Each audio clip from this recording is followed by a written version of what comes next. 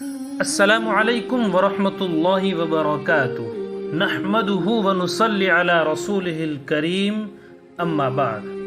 یہ ایک لاجواب اور انتہائی پراثر تقریر ہے۔ میرا یہ یقین ہے کہ اگر ایک دفعہ اس تقریر کو آخر تک سن لیا جائے تو آپ کی زندگی میں چھوٹا سا انقلاب ضرور آئے گا۔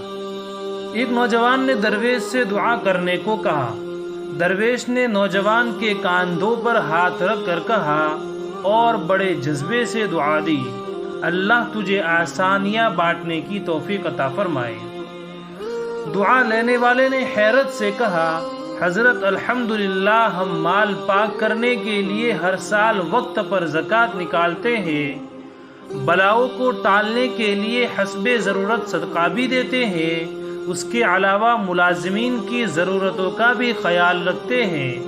ہمارے کام والی کا ایک بچہ ہے جس کی تعلیم کا خرچہ ہم نے اٹھا رکھا ہے، اللہ کی توفیق سے ہم تو کافی آسانیاں بانٹ چکے ہیں۔ درویش تھوڑے سے مسکرائے اور بڑے دھیمے اور میٹھے لہجے میں بولے، میرے بچے، پیسے، کھانا یہ سب تو رزق کی مختلف قسمیں ہیں، اور یاد رکھو رازق اور رزاق صرف اور صرف اللہ تعالیٰ کی ذات ہے، تم یا کوئی اور انسان یا کوئی اور مخلوق نہیں۔ تم جو کر رہے ہو اگر یہ سب کرنا چھوڑ بھی دو تو اللہ تعالیٰ کی ذات یہ سب فقط ایک ساعت میں سب کو عطا کر سکتی ہے۔ اگر تم یہ کر رہے ہو تو اپنے اشرف المخلوقات ہونے کی ذمہ داری ادا کر رہے ہو۔ درویش نے نرمی سے اس کا ہاتھ اپنے ہاتھوں میں لیا اور پھر بولا، میرے بچے، آؤ میں تمہیں سمجھاؤں کہ آسانیاں بانٹنا کسے کہتے ہیں۔ کبھی کبھی کسی اداس اور مایوس انسان کے کندھے پہ ہاتھ رکھ کر پیشانی پر کوئی شکن لائے بغیر 1 گھنٹہ اس کی لمبی اور بے مقصد بات سننا آسانی ہے۔ نمبر 2، اپنی ضمانت پر کسی بیوہ کی جوان بیٹی کے رشتے کے لیے سنجیدگی سے تگ و دو کرنا آسانی ہے۔ نمبر 3، صبح دفتر جاتے ہوئے اپنے بچوں کے ساتھ محلے کے کسی یتیم بچے کی اسکول لے جانے کی ذمہ داری لینا یہ آسانی ہے۔ نمبر 4، اگر تم کسی گھر کی داماد یا بہنوئی ہو تو خود کو سسرال میں خاص اور افضل نہ سمجھنا یہ بھی آسانی ہے۔ نمبر 5، غصے میں کسی آدمی کی کڑوی کسیلی اور غلط بات کو نرمی سے برداشت کرنا یہ بھی آسانی ہے۔ نمبر 6، چائے کے کھوکھے والے کو اوئے کہہ کر بلانے کی بجائے بھائی یا بیٹا کہہ کر بلانا یہ بھی آسانی ہے۔ گلی محلے میں ٹھیلے والے سے بحث و مباحثہ سے بچ کر خریداری کرنا یہ بھی آسانی ہے۔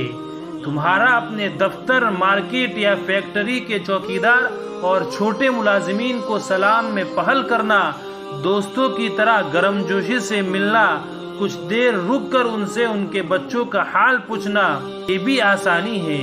کسی قرض دار کو قرض کی ادائیگی میں رعایت اور مہلت دینا آسانی ہے۔ ہسپتال میں اپنے مریض کے برابر والے بستر کے انجان مریض کے پاس بیٹھ کر اس کا حال پوچھنا اور اسے تسلی دینا یہ بھی آسانی ہے۔ نمبر 11، کسی ٹوٹے ہوئے دل پر محبت بھرے لفظوں کی فوار کرنا آسانی ہے۔ ٹریفک اشارے پر تمہاری گاڑی کے آگے کھڑے شخص کو ہارن نہ دینا، جس کی موٹر سائیکل بند ہو گئی ہو سمجھو تو یہ بھی آسانی ہے۔ درویش نے حیرت میں ڈوبے نوجوان کو شفقت سے سر پر ہاتھ پھیرا اور سلسلہ کرام جاری رکھتے ہوئے دوبارہ متوجہ کرتے ہوئے کہا، بیٹا جی، تم آسانی پھیلانے کا کام گھر سے کیوں شروع نہیں کرتے؟ آج واپس جا کر باہر دروازے کی گھنٹی صرف 1 مرتبہ بجا دے، دروازہ کھلنے تک انتظار کرنا یہ بھی آسانی ہے۔ آج سے باپ کی ڈانٹ ایسے سننا جیسے موبائل پر گانے سنتے ہو یہ بھی آسانی ہے۔ آج سے ماں کی پہلی آواز پر جہاں کہیں ہو فوراً اس کے پاس پہنچ جایا کرنا، اب انہیں تمہیں دوسری آواز دینے کی نوبت نہ آئے یہ بھی آسانی ہے۔ آئندہ سے بیوی کی غلطی پر سب کے سامنے اس کو ڈانٹ ڈپٹ مت کرنا یہ بھی آسانی ہے۔ سالن اچھا نہ لگے تو دسترخوان پر حرف شکایت بلند نہ کرنا، کبھی کپڑے ٹھیک استری نہ ہو تو خود استری کر دینا یہ بھی آسانی ہے۔ میرے بیٹے ایک بات یاد رکھنا، زندگی تمہاری محتاج نہیں، تم زندگی کے محتاج ہو۔ منزل کی فکر چھوڑو، اپنا اور دوسروں کا راستہ آسان بناؤ، انشاءاللہ منزل خود ہی مل جائے گی۔